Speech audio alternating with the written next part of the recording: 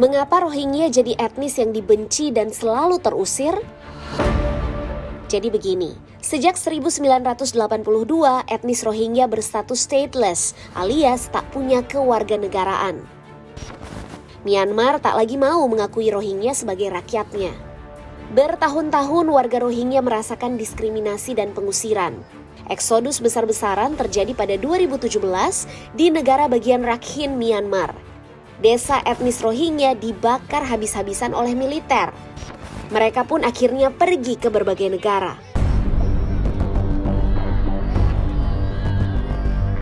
Data dari UNHCR, total warga Rohingya mencapai lebih dari 1.200.000 orang.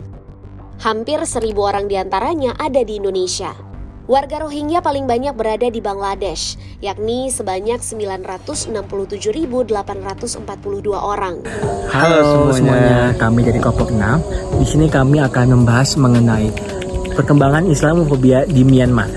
Nama saya Muhammad Aldian. Nama saya Dasin Syafis Hendro. Selamat menyaksikan. Halo semuanya, kami dari kelompok 6. Pada video kali ini, kami akan membahas mengenai berkembangnya sentimen Islamofobia dan ancamannya terhadap demokrasi di Myanmar. Kasus Myanmar sering dikenal karena konflik yang dialami etnis Rohingya. Namun, jika kita melihat lebih dalam, permasalahan ini bukan hanya berkaitan dengan konflik agama, melainkan juga menyangkut sejarah, politik, identitas nasional, hingga kebijakan negara. Oleh karena itu, pada video ini, kami akan menjelaskan bagaimana Islamofobia berkembang di Myanmar dan mengapa kondisi tersebut dapat mengancam demokrasi. Islamofobia dalam konteks global tidak lagi dipahami sebagai kebencian terhadap individu yang beragama Islam saja. Saat ini, Islamofobia telah berkembang menjadi bentuk diskriminasi yang lebih luas dan terstruktur, sehingga mempengaruhi kehidupan sosial, kebijakan negara, bahkan pemenuhan hak asasi manusia. Di Myanmar, sentimen anti-Muslim berkembang menjadi bagian dari narasi nasionalisme. Identitas negara kemudian dikaitkan dengan agama mayoritas, yaitu Buddha, sehingga kelompok Muslim, khususnya etnis Rohingya, semakin dipinggirkan dari kehidupan sosial ataupun politik. Akar permasalahan, ada beberapa faktor yang menyebabkan Islamofobia berkembang di Myanmar. Pertama, munculnya nasionalisme religius ekstrim. Salah satunya melalui gerakan 969 yang menyebarkan pandangan bahwa agama Buddha harus dilindungi dari pengaruh kelompok Muslim. Kedua, berkembangnya narasi bahwa identitas bangsa Myanmar hanya dimiliki oleh kelompok dengan ras dan agama tertentu. Akibatnya, kelompok yang dianggap berbeda menjadi sulit diterima sebagai bagian dari negara. Selain itu, terdapat kekhawatiran terhadap perubahan komposisi penduduk serta warisan konflik sejak masa kolonial yang belum benar-benar terselesaikan. Faktor-faktor tersebut saling berkaitan dan memperkuat sentimen anti-Muslim di Myanmar.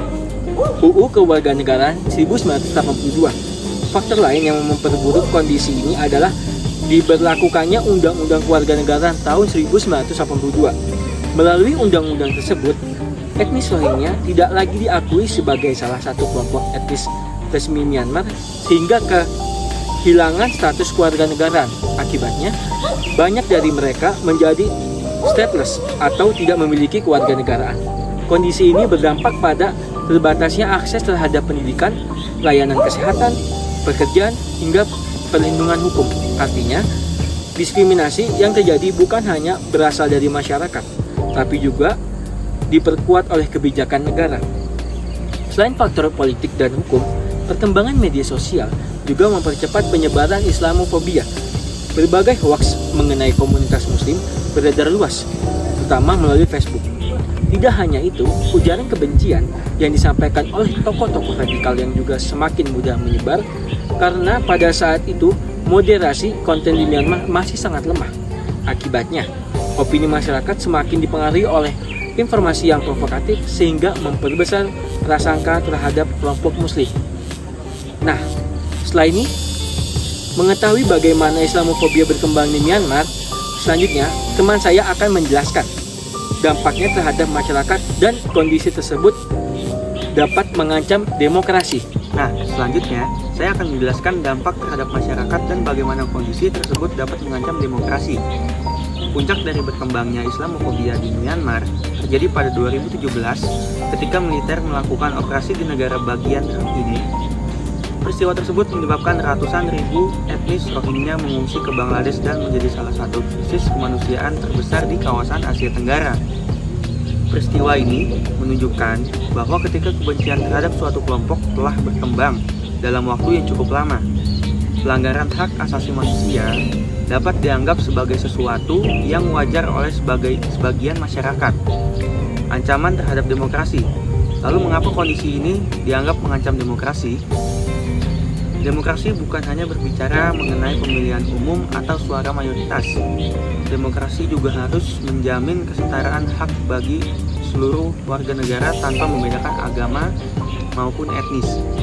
Dalam kasus Myanmar, kelompok minoritas kehilangan perlindungan hukum, mengalami pembatasan hak-hak sipil, dan tidak memperoleh kesempatan yang sama dalam kehidupan bernegara. Kondisi tersebut menyebabkan demokrasi menjadi tidak inklusif karena hanya menguntungkan kelompok mayoritas. Majoritarisme. Dalam pembahasan ini juga terdapat konsep yang disebut majoritarianisme. Majoritarianisme adalah kondisi ketika suara mayoritas digunakan sebagai dasar untuk membatasi hak-hak kelompok minoritas. Padahal, demokrasi yang sehat tidak hanya membutuhkan dukungan mayoritas, tetapi juga menjamin perlindungan terhadap setiap warga negara. Jika hak kelompok minoritas dapat diabaikan, maka kualitas demokrasi juga akan mengalami penurunan.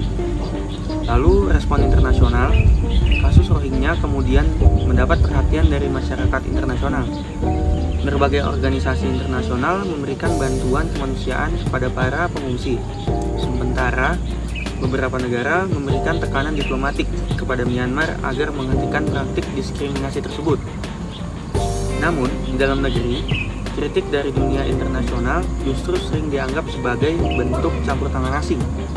Hal tersebut membuat penyelesaian konflik menjadi semakin sulit. Kesimpulannya, sebagai penutup, dapat disimpulkan bahwa berkembangnya Islamofobia di Myanmar dipengaruhi oleh berbagai faktor, mulai dari sejarah, politik, identitas nasional, hingga kebijakan negara.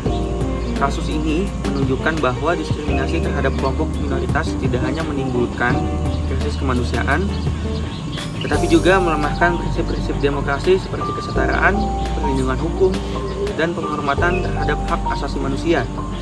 Oleh karena itu, demokrasi yang baik bukan hanya ditentukan oleh suara mayoritas, tetapi juga oleh kelompok negara dalam melindungi hak setiap warga negaranya tanpa membedakan agama maupun latar belakang etnis.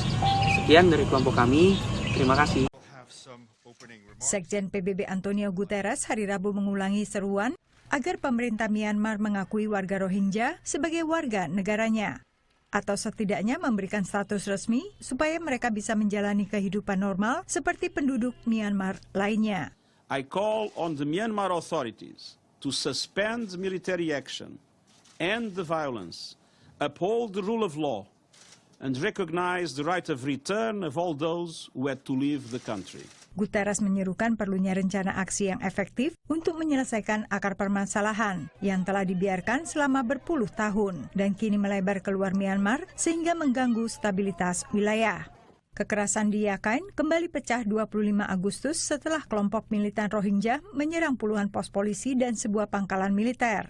Tindakan tegas militer Myanmar untuk mengatasi kekerasan tersebut memicu eksodus warga Rohingya ke Bangladesh. Dalam jumpa pers setelah pembukaan sidang Majelis Umum PBB, Sekjen PBB Antonio Guterres juga mendesak masyarakat internasional untuk memberikan bantuan bagi hampir 380.000 warga yang mengungsi ke berbagai wilayah, termasuk ke Bangladesh.